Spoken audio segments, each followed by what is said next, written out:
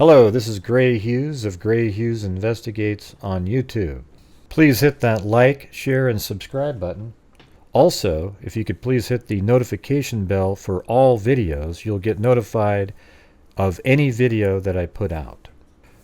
As many of you know, I've been working on a 3D model for quite some time now of the house at 1122 King Road in Moscow, Idaho, where Ethan Chapin, Xana Kernodle, Madison Mogen, and Kaylee Goncalves were all murdered on November 13th, 2022, sometime between 3 and 4 a.m. It's always good to go back and take a look at the timeline, especially for those who aren't as familiar with the case. And on the Moscow Police Department website, they have a timeline and information out there. Their investigative timeline states, on the evening of November 12th, Kaylee Goncalves and Madison Mogen were at a local bar called Corner Club at 202 North Main Street in downtown Moscow between 10 p.m. and 1:30 a.m. on November 13th. At approximately 1:40 a.m., Kaylee and Madison were seen on video at a local food vendor called the Grub Truck at 318 South Main Street and used a private party for a ride home from downtown to arrive at their 1122 King Road residence around 1:56 a.m. Investigators have determined that Ethan Chapin and Xana Kernodle were seen at the Sigma Chi house on the University of Idaho campus at 735 Nez Perce Drive. At approximately 1:45 a.m., Ethan and Xana are believed to have returned to the residence at 1122 King Road. It was previously reported that Ethan resided at the home. However, it has been determined that he was only visiting. Detectives believe that on November 12th, the two surviving roommates had also been out in the Moscow community separately, but returned home at 1 a.m. on November 13th. The two did not wake up until later that morning. I believe there's much more to the timeline of the two roommates. They got home at 1 and they woke up late in the morning. Well, obviously, they didn't just go home and just jump into bed and fall asleep. There was probably something that they heard and maybe even saw an individual in that house, but didn't necessarily connect that individual to the screaming and yelling maybe. That is typical in party houses like that, so it might not have been as alarming, but it was probably alarming enough for them to lock their doors, and maybe that is what saved their lives. We don't know. However, I think there is way more to it than just saying they got home at 1 and woke up in the late morning. The Moscow Police Department website continues. On November 13th, the surviving roommates summoned friends to the residence because they believed one of the second-floor victims had passed out and was not waking up. So that's going to be either Xana or Ethan. At 11:58 a.m., a 911 call requested aid for an unconscious person. The call was made from one of the surviving roommates' cell phones inside the residence. Multiple people talked with the 911 dispatcher before Moscow police arrived at the location. Officers entered the residence and found 2 victims on the second floor and 2 victims on the third floor. The victims on the third floor are Kaylee and Madison. Autopsies were conducted on November 17th. The Latah County Coroner confirmed the identity of the 4 murdered individuals and their cause and manner of death as homicide by stabbing. The coroner stated that the 4 victims were likely asleep, some had defensive wounds, and each was stabbed multiple times. There was no sign of sexual assault. Detectives continue investigating what occurred from approximately 9 p.m. on November 12th to 1:45 a.m. on November 13th, when Ethan Chapin and Xana Kernodle were believed to be at the Sigma Chi house on the University of Idaho campus at 735 Nez Perce Drive. Any interactions, contacts, direction, and method of travel or anything abnormal could add context to what occurred. Police wanting to know more about the timeline of Ethan and Xana make it seem like they really have a tight timeline for everybody else, which is pretty clear with Maddie and Kaylee that They're over there at the corner club, and they get a ride home by a private party, and that is at 1:56.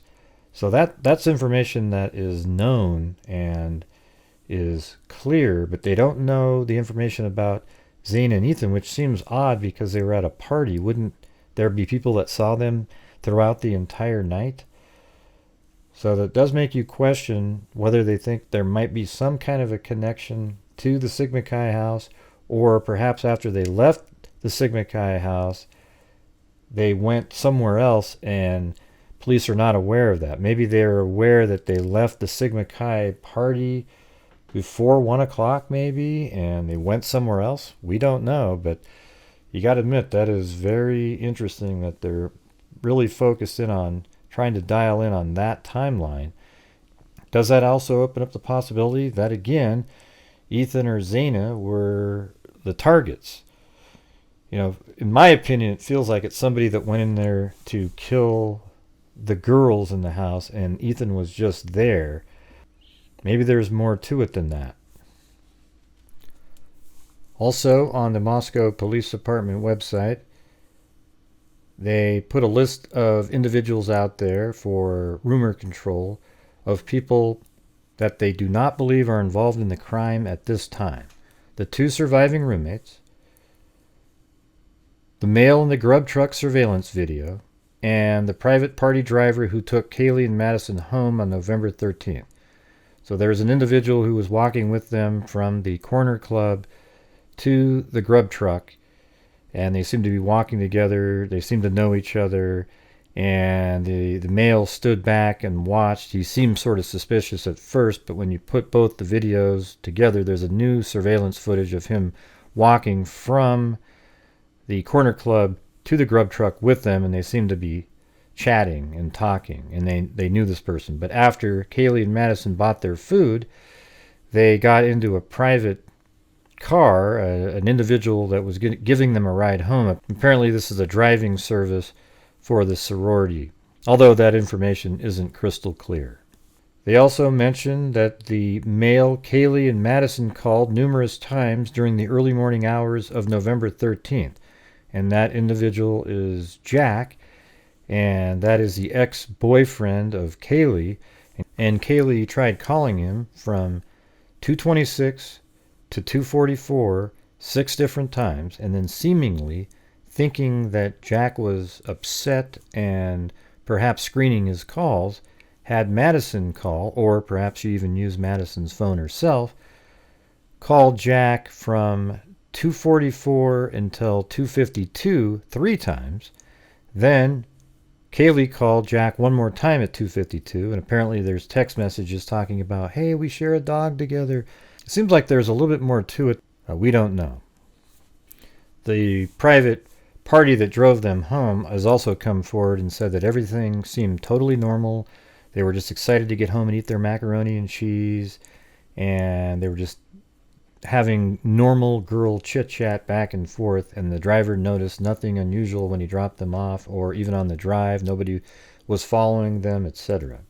The Moscow Police Department has also cleared any individual at the residence when the 911 call was made, and also the individual on the lease who moved out of the residence before the school year started and was not present at the time of the incident. They also said that currently there's no suspects in custody and no weapon has been located. So when they say no suspects in custody, does that mean they have suspects, they're just not in custody? Or does that mean they have no clue at this point who the killer is? They also said on the night of the incident, officers located a dog at the residence. The dog was unharmed, turned over to animal services, and later released to a responsible party. It's also been said that the dog was found in a room that none of the victims were killed in. That could also include Kaylee's room, which it is her dog that she shares with her ex-boyfriend Jack, and the dog could have easily been in her room because she was found apparently murdered in the same room that Madison was in. So here is the rendered version of the animation you have been watching on your screen. So that first room is on the first floor. That was the one that it looks like it's used for storage in the body camera footage from September. This is the other room down there that one of the other roommates apparently lived in, one of the survivors. And that's the front door there. Then you go up these stairs into the living room. There's the television, the couch. Then you do a hard U-turn. Down at the end of this hall is Xana's room. This is apparently where the attacks began on Xana and Ethan.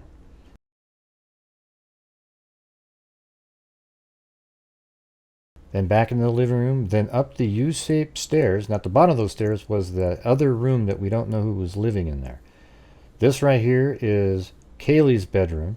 Apparently she wasn't killed in there. Maybe her dog was in that room. Then this is Madison's room right here. And in this room is where apparently both Madison and Kaylee were found. Then the killer would have gone back down these stairs, and this is just a walkthrough anyways. In this case, though, we're going into the unused room, apparently, but it could be that one of the roommates actually lived in there based on some information that's out there online. And that's how the killer likely exited the house through the sliding glass door. In this segment here, this is possibly the view that a roommate would have had if they lived in this second floor 2B, just below the stairs, at the bottom of the stairs. So did a roommate in that room see something? There is information out there that shows that one of the surviving roommates actually lived on the second floor in the room just at the bottom of the U-shaped stairs. This video here isn't trying to show you exactly what they saw. It's just showing that there's a possibility from that location to see somebody walking around. It's also possible that the killer was already just sitting in the house, acting like somebody on a weekend partier, just sort of sitting around on a couch, and then later acted upon some sort of rage or impulse that they had. I will now play the videos for you with no narration. I know that there's still people out there that are confused based on the comments that I get on some of my videos. So hopefully this will clear everything up. It walks through the entire house. It doesn't go into the bathrooms, etc., but it does go into all the rooms and walks in all the major places of the house.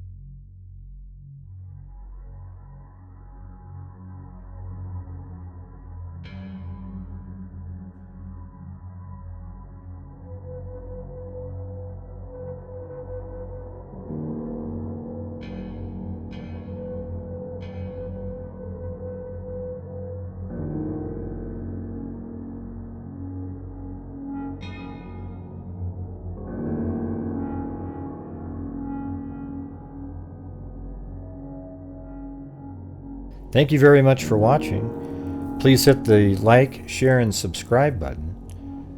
And if you haven't had time, make sure to check out the video that I put out earlier today on Latah Camp, a cold case from 1967. The video is only 9 or 10 minutes long, so should be easy to watch. Alright, so thank you very much again for watching, and until next time, be safe out there.